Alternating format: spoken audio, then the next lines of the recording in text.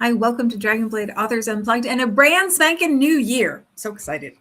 And we have 2 new series this week. So like there's all kinds of things to be excited about.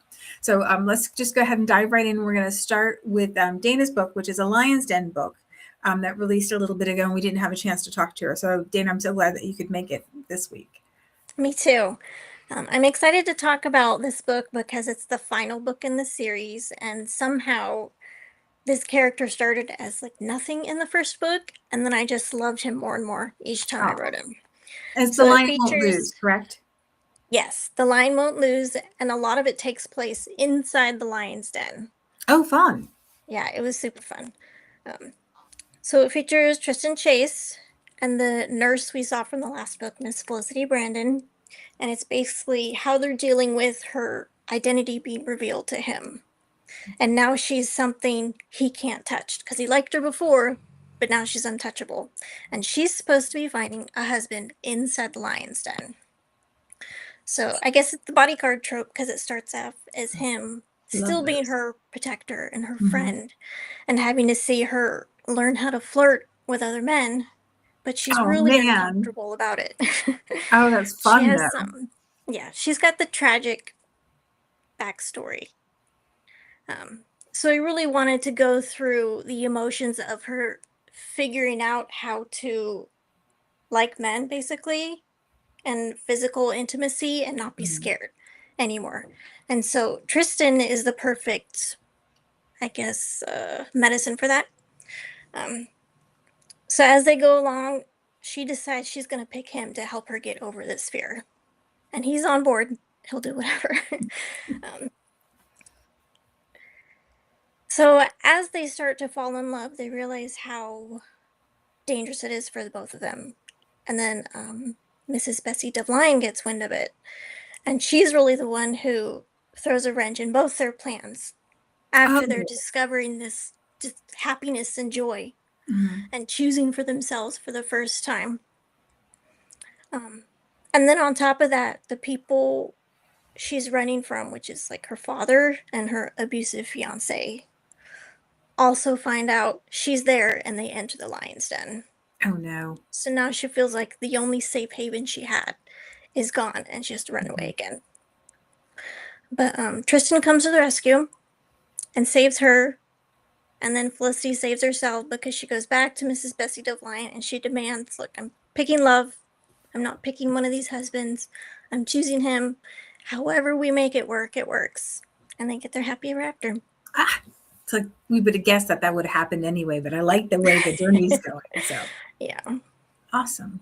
Let's we get the bodyguard, and then we also get a little bit of that teacher pupil love kind of thing. So yeah, and I liked turning him from, in the first 2 books, he's kind of like this agitating character, snarky. He really wants to get people irritated so they reveal information about themselves.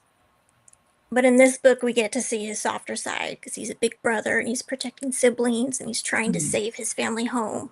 And we get to see those sides of him. Yeah. The prickly on the outside, soft on the inside guys are always fun to read. Yeah. Awesome. Well, it sounds like a great time, and that one's out now, so you don't have to wait a minute. You can grab it right away. Yep. So the next book that we're going to talk about is Aviva's book, and it's Death at the Villa de Lacey. And it's book 1 in a brand new series, The Lake District Murders. I'm excited about this. This is mystery. Right? Oh. I know that was the previous name. But oh, Aviva, you're cutting in and out. Is your microphone somewhere weird? Is that better? Yeah, I can hear you now. I was pressing down on pillar. It's the Lacey and Squires murders. That was probably an earlier version. Yeah, so it's the series name is Lacey and Squires, which is the name of the 2 main characters who are the sleuths in the series. So the series, but it does take place in the Lake District, at least the first 2 books do, which also plays quite a large role in almost a character in itself. And the book is about At the beginning, we've got Bridget de Lacy. The name is French because her grandfather was French, and he built this beautiful French villa on the shores of Lake Windermere in the Lake District. Mhm.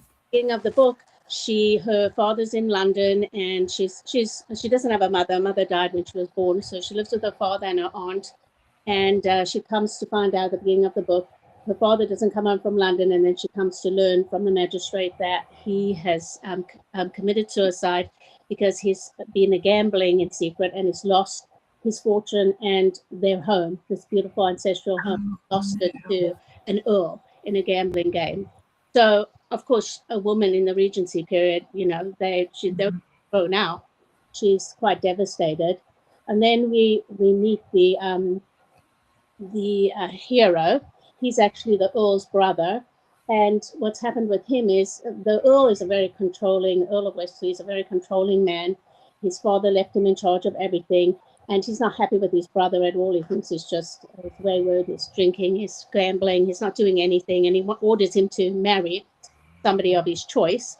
And the brother, of course, refuses. It's like, you can't tell me who to marry. He says, well, I'm going to take all your money, or because he controls his, can fall in line. Yeah, he owns his home. He owns all the property and he owns everything. Mm-hmm. So he says, or I'm going to banish you to the countryside, basically the Lake District. I have this new estate. You can go run it for me. I'll give it to you, but with there's a clause in the deed to say that he can't sell it for 10 years. So, of course, Nate, who's the hero, Nathaniel Squires, he's quite devastated. He's a London boy. He doesn't want to go to the Lake District. At the time, the Lake District was just becoming popular because Wordsworth wrote a guide to the lakes in 1820. And this is when, in reality, the Lake District was just becoming popular with really wealthy people. But a lot of people, he thinks it's just, the jungle out there, and he doesn't want to go there, being banished there for 10 years. But he has to go, otherwise he's going to have nothing, or he's going to be forced to marry. So he goes, and this is who Bridget meets. She's dreading meeting this Earl coming. He's going to kick her out. But when she meets the guy who comes, it's actually the Earl's brother, the hero, Nate. And the two of them, when she hears his story and how he was forced to come and his own dilemma with his brother, she's very clever, and she concocts this plan that she says, I know how to save this.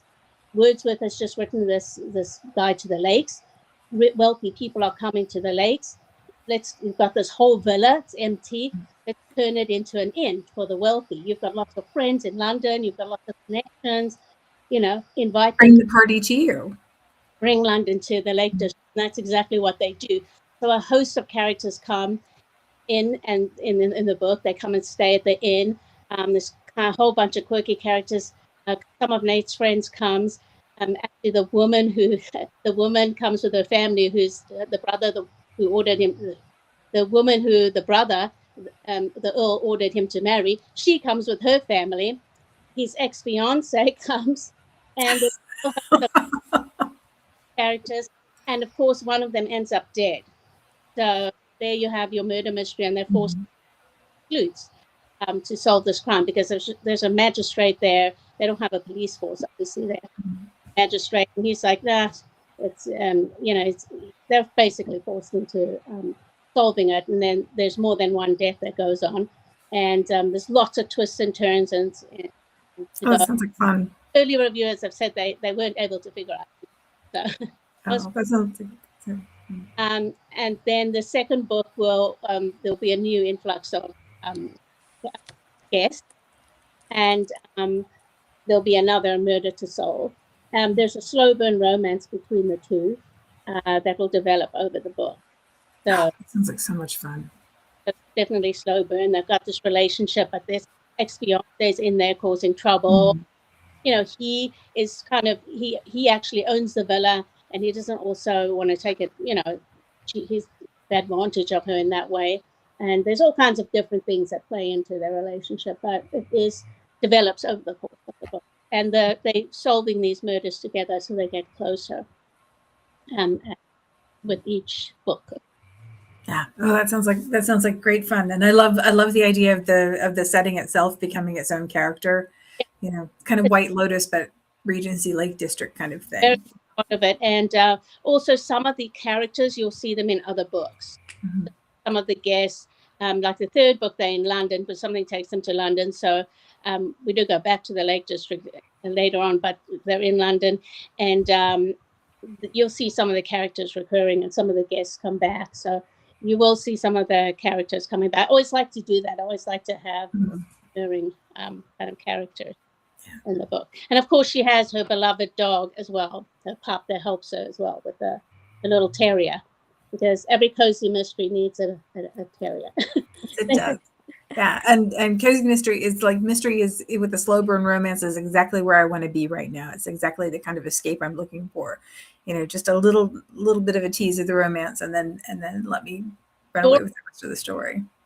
Bijou, which means jewel in French, and he also helps. It does his little bit, and he's really cute and very much part of the story.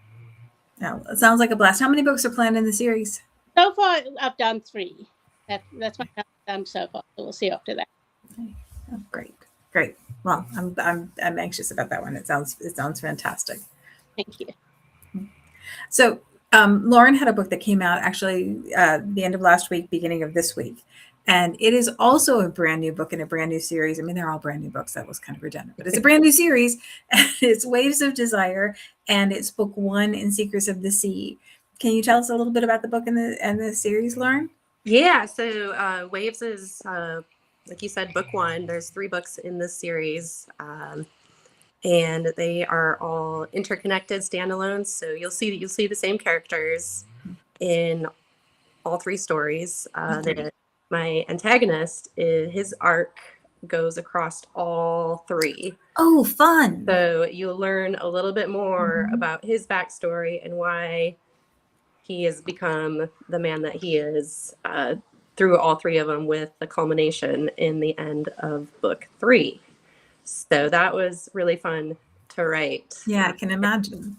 And it gave me the opportunity for so many twists and turns, which this book, or the whole series, is packed with adventure, which I love writing anything that has that element of danger. Kind of swashbuckling. Yeah.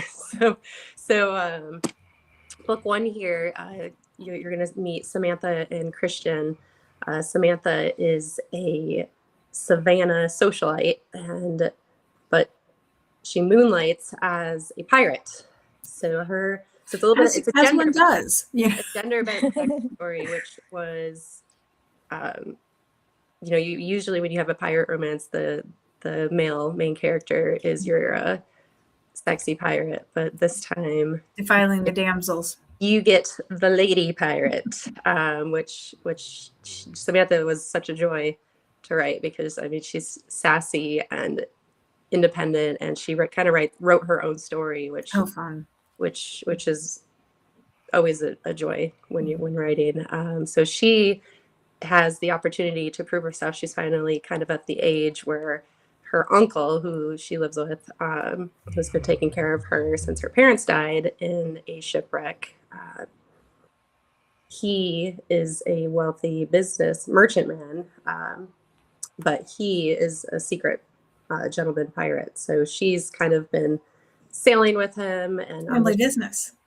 And so she's finally got the chance to prove herself, because she wants to captain her own ship. And so that's where the story starts, is her on that kind of test route, where she's finally captained for the first time. And she runs into Christian, who is a lieutenant in the U.S. Navy, and his job is to eradicate the resurgence of piracy that was happening during that time. So this series is a perfect setup. So it's set in 1803, and I guess we're going to quick backstory here. I was in my in-laws have a place in Savannah, and there, and while I was there, I was reading about how piracy kind of had a little upswing during that time, which I never knew. And that's where the story was kind of, the spark kind of happened. Oh, cool.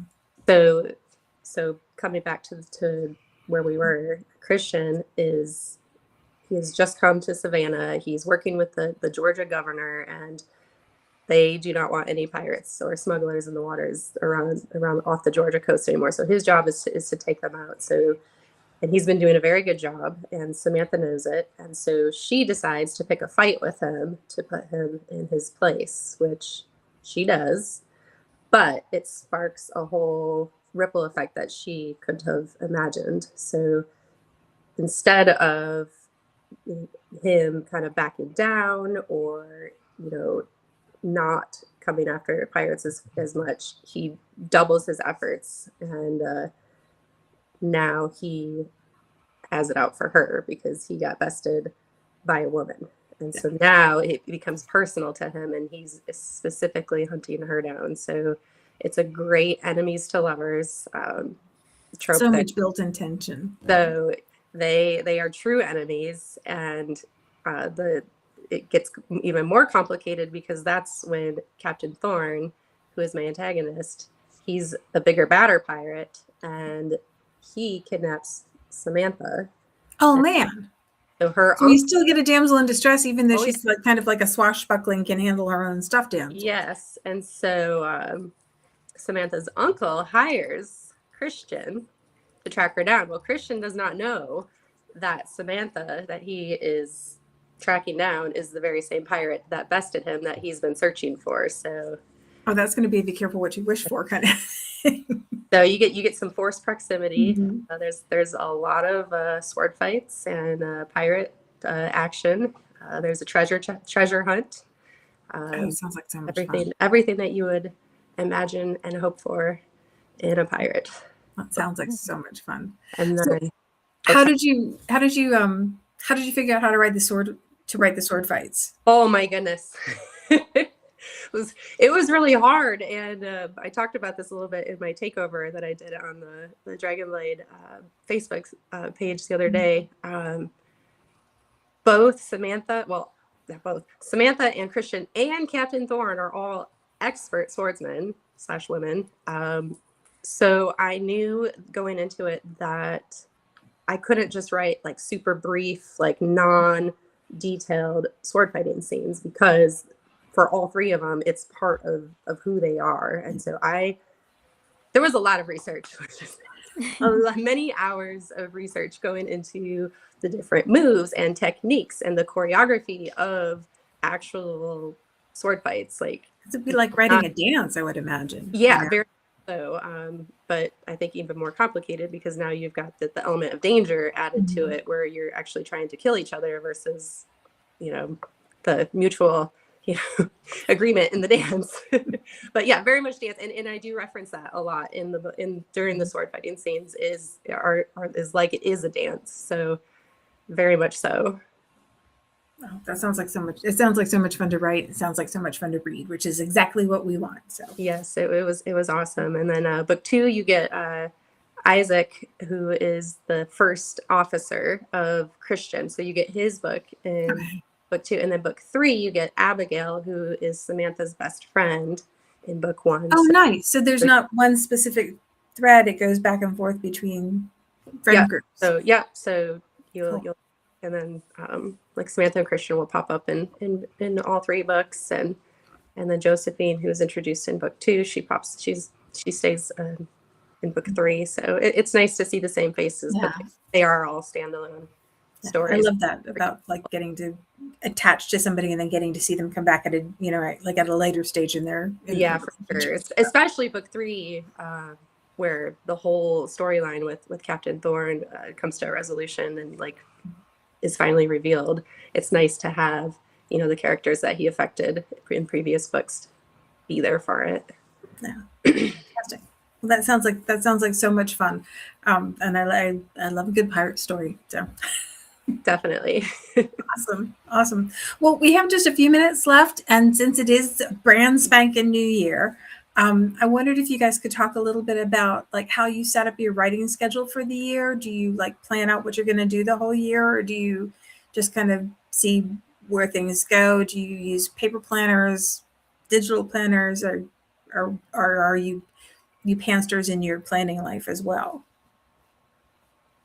Everybody's looking at everybody just like just so eager to jump in, just right there. Dayna, how about you? I'm actually Okay, enjoying we'll do. a little bit of downtime. I just turned in book 3 in this series in December to my editor, so it's been nice having a little bit of a breather because I was on deadline for book 3, but before that I was on deadline for book 2, and then before that I had edits for this book 1. So it's I don't have any like schedule right now, but probably in the next week or so I will start. So I'm a flight attendant for my main job. Oh, My cool. real life job. So I do most of my writing actually on the airplane or in hotels on overnights. Wow. Oh, so cool. So probably my next trip, I will be buckling down and starting my next book that I've decided to write. So I've already outlined that one. I'm a big outliner and beat sheeter, so that's already all done. I'm a really slow writer, and I thought I'd be able to speed that up, being on deadline for these last 2 books, and I'm still a very slow writer. I think people's pace is their pace. Like I think you can do certain things but I think at a certain point you just have to embrace that this is how your creative process works. Very, I guess, meticulous writer. So I edit as I go. And even though I don't want to edit as I go, I can't help but to edit as I go. And it's funny because when I'm talking to other like aspiring authors and writers, I'm like, don't do what I do. Like, just write it and then go back. But it's very hard for me to get through a chapter without going back, reading it, and I do that many times every chapter. So I'm a very slow writer. So I just try to get a few thousand words every day that I'm working on a flight, and then sometimes here at the house. I've got 3 kids, and we homeschool, so our days are pretty busy. But a lot of times, yeah, so a lot of times I'll be able to get some time at night. So I'm a nighttime writer for sure at home. So, but yeah, it's a little chaotic on my actual schedule because it's not like set in stone. But, so a heavy planner, but flexible. Yes, very. Dayna, what about you? I guess the pantster. Right now I can't stick to anything. I've been very disorganized the past year, so right now it's just consistency is what I'm working on, and it's been working so far. But I don't overwhelm myself with this month, this by June. Like, I'm not doing that this year. I'm just gonna go with the flow. I think you have to give yourself breaks sometimes, and I hate it. The thing that I hate the most is making a plan and then having to break it, because then I feel like a failure with like just because I made this thing myself that I then didn't do myself, and it's like nobody needs that. Yeah, I used to be able to do that, like mark my word count boxes, like check throughout the day. No more. You have to do what works. Yeah. Aviva, what about you? Well, I'm changing. I used to be a pantser. I learned the hard way that doesn't work for mystery. No, that would be different. Out great. It was a struggle. I mean, I've really suffered because, for mystery, you got a lot of clues and you need to line everything up. And I had to go back and do many rewrites. And it's not conducive to writing mystery. So now I've decided I'm definitely going to be doing outlines from now on, because it definitely would make my life easier. The outcome will be the same. I'm very happy with the book. Everything lined up. Everything was fantastic in the end. But I don't need to go through all that pain. So I will be making my life easier. For I have a short story to write and the line stands. Those are fine for me to do the way I've always done. But for the mysteries, to continue, I love writing mystery, but it takes a lot of forethought and planning, which I try to, if you don't do that, you're going to be, it's going to be harder. So that makes perfect sense. Yeah. So, I think it's important, like as a writer, you just have to kind of see when you're writing different things and what works for, whatever situation. But up to now, I've been a pantser forever. I've never I don't think I've thought about anything but the first idea for this one. There was a house and there was an inn and that was all I knew. And then I would just, so that's kind of a difficult way to write. Yeah. Well, yeah, because I think it kind of intuitively we understand how a romance works. You know, like you understand if you're a romance reader, you understand the beats, you understand how a romance works almost intuitively, and you can get to the end of that because you always know where the end's going to be. You know, they will always end up together at the end. But with a mystery, that's an entirely different. It's really thing. Very challenging because you've got to have all those clues and you got to make sure you follow up on them and go. I kept having to go back, so it definitely challenging you. As I was writing it, I mean, I was writing notes because I had to remember this happened, that happened, to follow up on that. But still, I'm definitely going forward. We'll be planning more for those. But I don't have right now just on schedule just to do a short story for an anthology and a Lyon stand. So I haven't. I'm also having a bit of a break in that terms of that right now. Nothing wrong with a bit of a break. And I haven't gotten the impression that anybody is like antsy about getting a brand new planner with washi tape and stickers and the whole shebang. So you got 3 kids at home and your flight attendant, and I'm like, what is wrong with me? I should be writing. I would steal your washi tape and stickers, so you may as well not even do that. And I'm not, I'm like, why, I don't know. I'm just slow. I'm even slower then. I'm even the slowest ever. No, I think we all have to respect our pace and respect, your creativity. And it's not like having, like, you can't just force yourself to sit down and you can, but it's tedious and it takes longer and it doesn't work as well. You have to be able to take time to refill. Yeah. A lot. I do sprints. Then you've got a time. You've got it. You do it, and then we play music, and we write, and that's really helpful. So, do any of you have favorite TV shows or movies or things that you go to when you're feeling a little bit burned out or tired and you need to refill the well? Do you rewatch things or do you go looking for new things or? I'm obsessed with C-dramas right now. Oh. So all my reading is subtitles. Oh, wow. But yeah, they really have excellent plots. I mean, mostly ridiculous, especially the fantasy ones, but it's so romantic and they're so G-rated because it's China, but they're so romantic. Yeah. And so it drives me crazy and it really gets me in the mood, in that vibe of I need to write about people falling in love now. Yeah. Yeah, like all the nice, lovely things, the nice, lovely, friendly things. Lauren, what about you? Do you have something you go back to? Do you have time to find something to go back to? No, I was just going to say, well, I mean, we have a TV, but we don't really use it very often. We do a lot of homesteading here too, so if I do have time, I'm usually outside in the garden or working on stuff outside.